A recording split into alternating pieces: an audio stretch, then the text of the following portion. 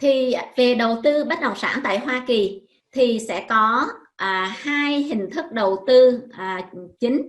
Thứ nhất đó là chúng ta sẽ mua nhà hoặc những bất động sản thương mại trực tiếp và mình sẽ sở hữu 100%. Thì đây là một cái kênh bình thường mà ở Việt Nam thì các anh chị thường hay đầu tư rồi, đó là chúng ta mua nhà, mua căn hộ, mua những cái nhà xưởng gì đó để mà mình sở hữu, mình cho thuê và đợi bất động sản tăng giá nữa thì mình sẽ có những cái lợi nhuận từ việc cho thuê và việc tăng giá. Thì đây là một kênh bình thường ở Mỹ. US Home đang hỗ trợ các anh chị với cái mức đầu tư từ 200.000 cho đến vài triệu đô, và với kênh đầu tư này thì chúng ta sẽ sở hữu 100%. Lợi nhuận đạt được của kênh đầu tư này sẽ từ 8 đến 12% một năm, và quyền kiểm soát thì là bất động sản của mình có quyền kiểm soát 100%. Mình muốn bán lúc nào thì mình bán, mình muốn là cho thuê hoặc không cho thuê hoặc muốn làm gì với nó, đây là toàn quyền quyết định của mình.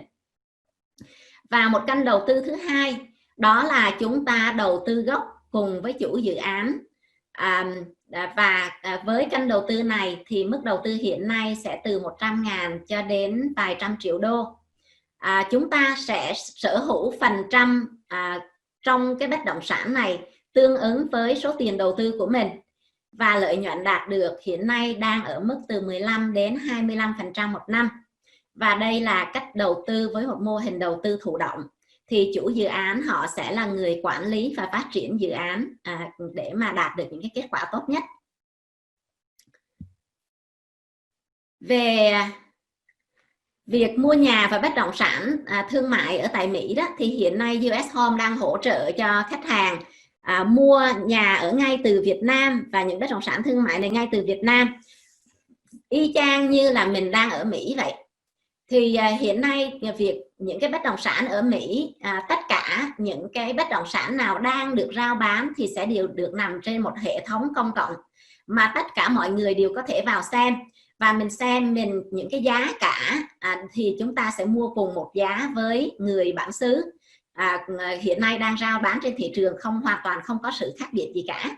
Và với những cái hệ thống mở như vậy thì rất là dễ dàng để mà chúng ta nghiên cứu cái thông tin. Ví dụ như chúng ta muốn mua một căn nhà, mình không biết giá cả mắc rẻ như thế nào, mình có thể vào những cái hệ thống website siêu lầu Realtor và mình xem được là cái căn nhà này hiện nay giá trị thị trường là khoảng bao nhiêu, chủ nhà mua cách đây bao lâu, được bao nhiêu tiền, và những cái căn tương tự như vậy xung quanh đây bán vừa rồi bán giá bao nhiêu.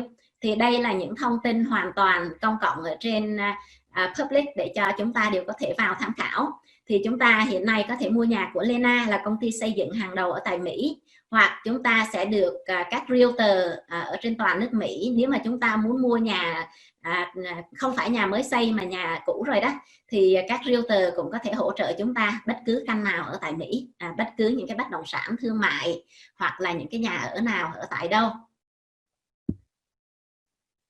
Thì trong thời gian qua, US Home đã hỗ trợ khách hàng mua hàng trăm căn nhà cũng như bất động sản thương mại ngay từ Việt Nam.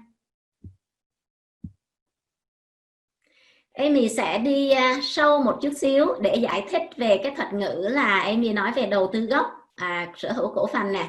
Thì đây là một cách đầu tư mà chúng ta sẽ tham gia ngay từ ban đầu với các chủ dự án. Nếu như mà để mình dễ hình dung á, thì Amy có thể ví dụ như vậy. Chúng ta có bạn bè đi, có thể ở tại Việt Nam đôi khi các anh chị cũng tham gia như vậy.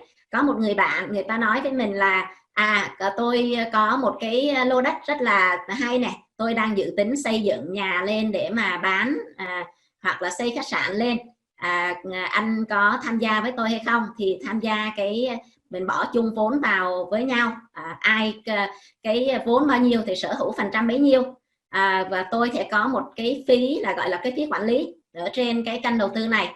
Tuy nhiên khi mà lợi nhuận đạt bao nhiêu thì chúng ta sẽ chia với nhau hết theo cái số tiền đầu tư của mình.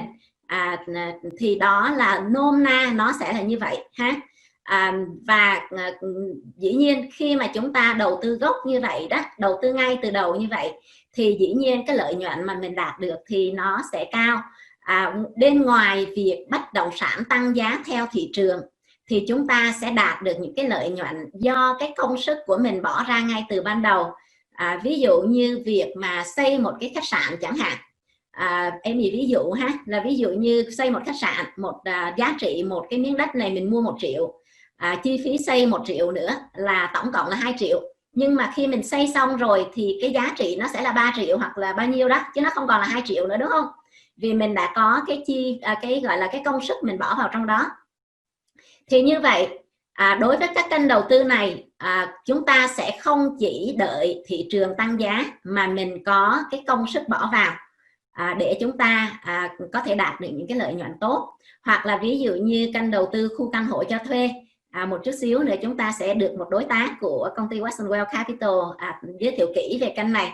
Thì đây là một kênh mà chúng ta sẽ mua lại những cái khu căn hộ khoảng 200-300, những cái 200-300 căn hộ nó nằm trong một cái building. Mình sẽ mua những cái building như vậy, thường là những building có sẵn, hơi cũ một chút, mình mua về sửa chữa, nâng cấp, và những cái bất động sản này thì khi mình mua vẫn đang có người thuê, và mình sửa chữa nâng cấp lên, mình tăng tiền thuê cũng như tăng cái giá trị bất động sản lên, và qua cái công sức những cái việc đó mình làm thì mình sẽ đạt được những cái lợi nhuận. Thì đó là những cái giải thích về cái đầu tư gốc. Thì như vậy cái việc đầu tư gốc nó khác biệt với đầu tư ngọn như thế nào? Đầu tư ngọn tức là chúng ta sẽ mua những bất động sản mà đã được xây dựng và phát triển bởi chủ dự án. Ví dụ như hiện nay chúng ta có thể mua một căn hộ ở tại Nha Trang, Phú Quốc, thì những cái giá của những cái bất động sản này khi mà chủ dự án họ phát triển lên thì dĩ nhiên là họ đã có lời ở trong đó rồi. Họ có thể lời bao nhiêu mình không biết, 10, 20, 30% gì đó. Thì khi chúng ta mua, chủ dự án họ đã có lời, và việc chúng ta có lời tiếp hay không nó sẽ tùy vào thị trường, tùy theo cái số tiền mình cho thuê ra được và thị trường tăng giá như thế nào. Thì đó là cái cách đầu tư bình thường. Và đầu tư gốc thì như vậy chúng ta sẽ có lời cùng lúc với chủ dự án, và chủ dự án họ sẽ không có lời trước mình. Thì đó có nghĩa là cái kênh đầu tư gốc ha. Nếu như các anh chị nào có những cái câu hỏi thêm về cái phần này thì có thể type in, Amy sẽ giải thích thêm sau. Thì với những kênh đầu tư này hiện nay chúng ta đang đạt được lợi nhuận là từ 15 đến 25% một năm. Và các chủ dự án thì chúng ta sẽ luôn luôn làm việc với các chủ dự án thương hiệu hàng đầu như là các khách sạn Hyatt, Marriott, Hilton, cùng các tập đoàn Relevant, Colony Capital, Western Well. Sau đây là ví dụ của một vài kênh đầu tư mà US Home đã giới thiệu đến các nhà đầu tư ở tại Việt Nam. Đó là khách sạn Home to Suite, là một thương hiệu của Hilton, phát triển bởi chủ dự án K ở tại Bayside, Dallas, Texas. Khách sạn Holiday Inn là một thương hiệu của HG. Ở Việt Nam thì chúng ta cũng vừa mới có một khách sạn Holiday Inn ở tại hình như gần sân bay thì phải. Thì đây là một khách sạn được xây ở gần sân bay, cũng ở gần sân bay của Grapevine, Dallas. Hoặc là dự án về phân lô đất nền ở tại Salt Lake, Dallas. Thì đây là một kênh mà cũng hiện nay các nhà đầu tư đã nhận về được vốn đầu tư của mình rồi. Thì còn đang 2 lô đất để bán và các anh chị sẽ tiếp tục nhận được lợi nhuận. Và phần một kênh đầu tư mà rất là hiện nay cũng khá là thân thuộc với các nhà đầu tư ở Việt Nam, vì rằng các anh chị đã tham gia được 22 cái khu căn hộ, là 22 dự án cùng một mô hình đầu tư khu căn hộ cho thuê của công ty Western Well Capital. Và với kênh này thì chúng ta hiện nay các nhà đầu tư đã nhận được những cái hoàn vốn và lợi nhuận, đạt được lợi nhuận trung bình là 20% một năm. Đây là 3 dự án mà các anh chị đã tham gia được trên 2 năm. Thì có dự án Sun Good là đã bán xong, hoàn vốn và đạt được tổng lợi nhuận là sau khi hoàn vốn thì đạt được lợi nhuận là 30% sau 18 tháng. Các anh chị đã nhận được xong hết rồi ha. Dự án kênh Sierra Pine thì nhận được hoàn vốn là 58% sau 23 tháng. Country Gable nhận được hoàn vốn là 37% sau 21 tháng. Và một điều đặc biệt là với kênh đầu tư này đó, các nhà đầu tư sau khi nhận hoàn vốn rồi mà nếu dự án mình chưa có bán thì chúng ta vẫn đang tiếp tục sở hữu cái cổ phần của mình. và nhận được cái lợi nhuận tiền cho thuê hàng năm theo đúng cái tỷ lệ cổ phần của mình. Đây là một kênh đầu tư mà cực kỳ hấp dẫn. Chúng ta sẽ nghe thêm chi tiết sau. Hiện nay thì với mô hình đầu tư khu căn hộ đó, thì hiện nay chúng ta đang hơi bị thiếu hàng một chút xíu. Hiện nay thì về các sản phẩm mà hiện đang có nè, thì thứ nhất là việc mua nhà. Chúng ta có thể mua nhà mới xây sẵn và được bảo hành thông qua công ty Lena, công ty xây dựng Lena. Mà hiện nay chúng ta một thị trường đang được đánh giá là cực kỳ tốt cho việc cho thuê, đó là thị trường Tampa. Thị trường Tampa này thì hiện nay là việc lợi nhuận ròng sau khi mình trừ tất cả các chi phí rồi thì sẽ đạt được khoảng 5.5%. Giá nhà cái rất là tốt, là giá từ khoảng 200 cho đến 300 ngàn, tức là từ 5,5 tỷ cho tới 7 tỷ, và cái tiền cho thuê thì cũng cực kỳ cao. Đó là những cái bất động sản đang có sẵn về mua nhà ha. Về việc đầu tư gốc thì đang có một kênh cực kỳ hấp dẫn, đó là căn hộ cao cấp của Relevant ở tại Los Angeles.